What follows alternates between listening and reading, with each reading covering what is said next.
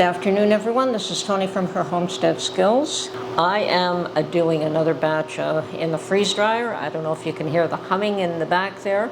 I have just set it up to pre-freeze before I load anything in. And I have decided to finish going through my chest freezer to see what else I can experiment with, because right now I'm still at the experimental stage to see what I want to do. At some point in time, I will probably look at doing volume batches of certain things, and whether I plan to put things away for 5 years, 10 years. That will be the goal, because that is what you can do with these items, and certainly some of it you will eat right away. Why not? Anyway, let me show you what I've got done so far. Okay, in the first tray I have cauliflower and half a cauliflower in the next tray. And beyond that, we've got half a tray of broccoli, and a full tray of broccoli. And tray number 4, I have some rutabaga. And on the last one, I had a few French fries left, so I decided to try French fried potatoes. And I know that we can either turn those into mashed or whatever, but right now they are in a fried state. These have all been blanched and pre-frozen, so they're all very well suited to going into the freeze dryer. And she is telling me right now that I could load the trays in and close the drain valve. So obviously, the first thing I will do is close the drain valve. Open the door and start loading the trays. I'll probably do, well, I don't know if it really matters which ones you put where.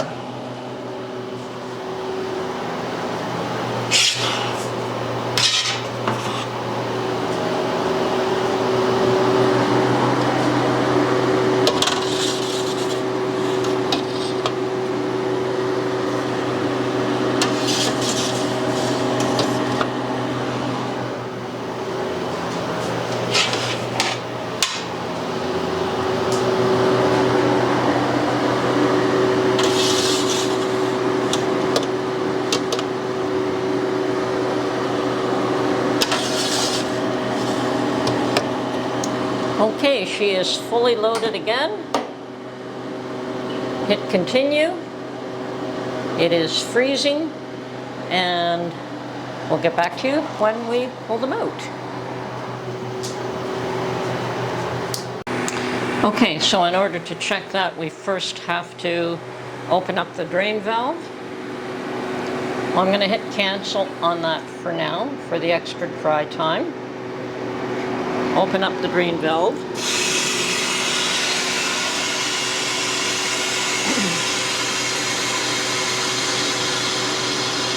And that has just vented, so it allows me to open it up now. So.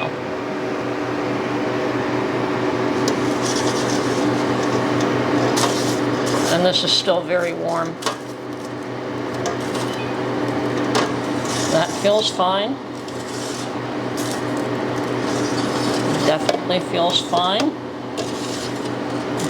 The chips are probably one of the lightest. No, they're raw. I'm not going to try to eat that right now. Turnip was also a light tray. It was not very full. And this seems just fine. Now, I may give it extra dry time in the future, but for today I'm going to pull these out and going to bag them up well.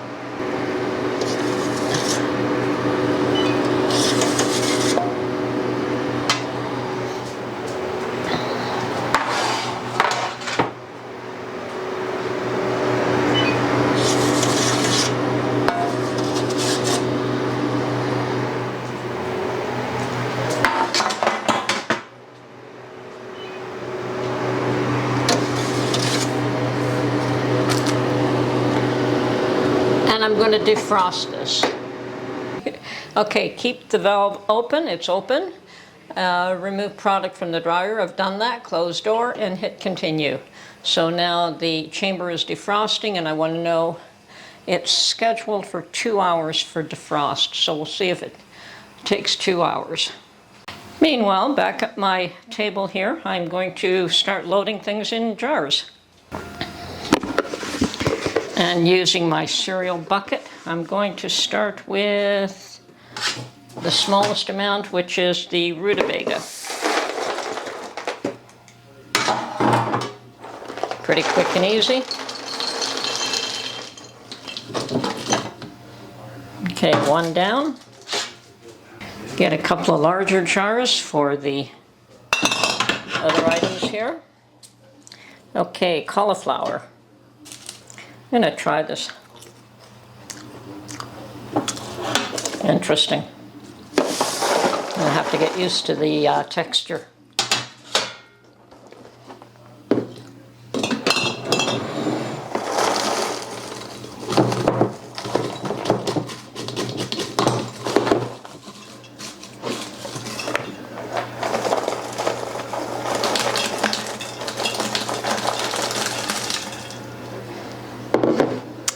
And the other half of the cauliflower tray.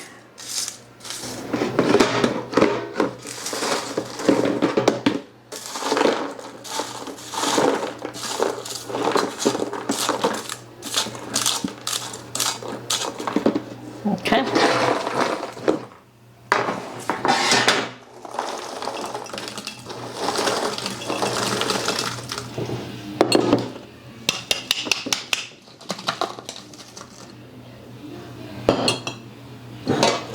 And next is our broccoli. Now I haven't weighed these.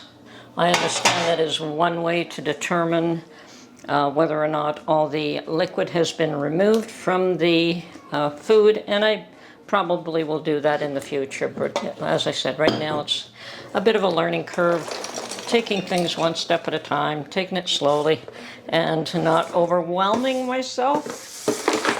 So.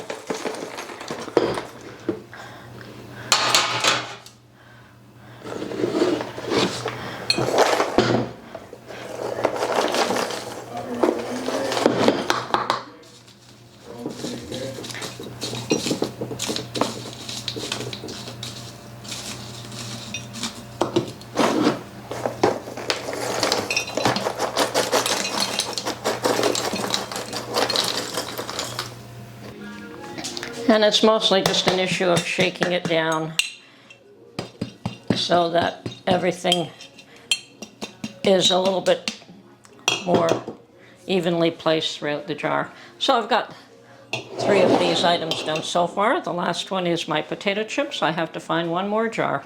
And I'm thinking a quart jar for this. I'm not sure though. I might have to transfer it into a larger one. But we'll start off with the quart jar.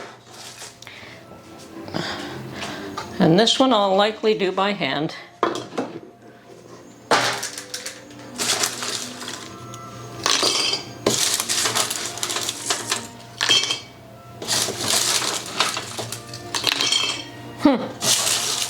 They are very delicate. The food is definitely changed consistency.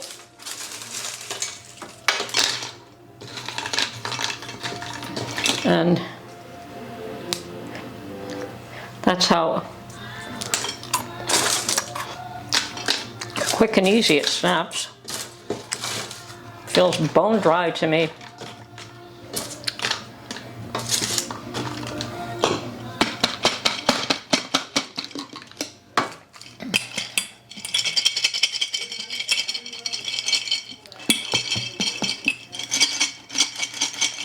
There we go. Managed to fit the French fries in that jar. I think when I do potatoes, I'll probably do little chippets though. That would be my preference because they could be used for home fries and they could be used for mashed. I really am not interested in making mashed and then spreading it on the trays, although I've seen that done. But yeah, potatoes are definitely one thing I would do in volume. And I do have a lot of dehydrated potatoes stored away as it is, but I think that these will reconstitute much quicker. Now, when I reconstituted the tomatoes and carrots, I think I made a big mistake with the tomatoes, and that was that I used way too much water for that tomato. So it was absolutely waterlogged. I don't think it hurt the carrot, because the carrot was firm enough anyway. But the tomato was definitely waterlogged, and I really did not like the taste or the texture of it. So I think I'm going to pull out a few containers right now, and we will try rehydrating some of this. And of course, I think that part of the learning experience is how much water to add to rehydrate, and these are certainly items that you would want to rehydrate. I think items like the strawberries and bananas you might eat just the way they are, but you could also rehydrate those as well. Okay, so I have put a couple of pieces of the French fries in a bowl, a couple of pieces of the rutabaga, a couple of pieces of the cauliflower, and a couple of pieces of the broccoli.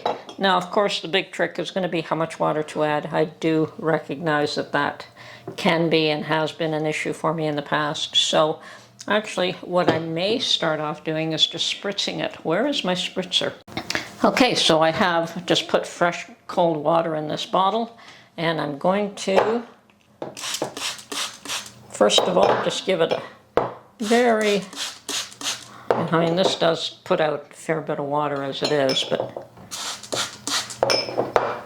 just trying to keep it to a minimum. I think that this, you can see the water in there, but this gives me an opportunity to control the water a little bit better than if I had just used my measuring cup. So, oh yeah, that's already, perhaps just a little bit more on that guy.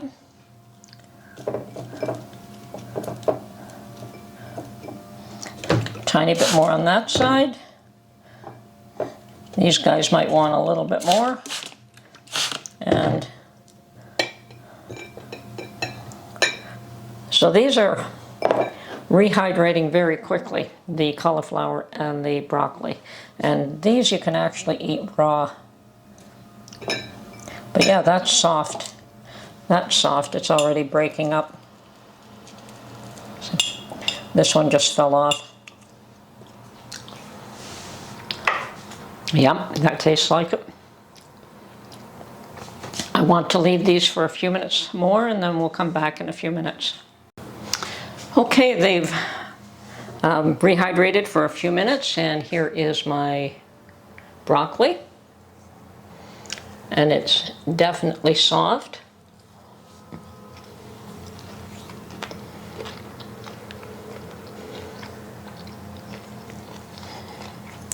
Needs salt.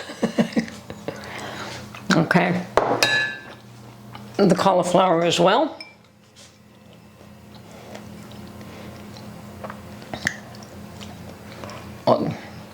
This is hydrated a bit quicker. I think anything with the florets like that is fairly quick. And I can eat this raw. I don't mind doing that. It tastes like cauliflower, but on the soft side. The rutabaga is still a bit on the hard side. Needs a little bit more water. So that is part of the learning curve, is what to how much water to add to rehydrate. Now, the rutabaga would be something that I would add in a stew or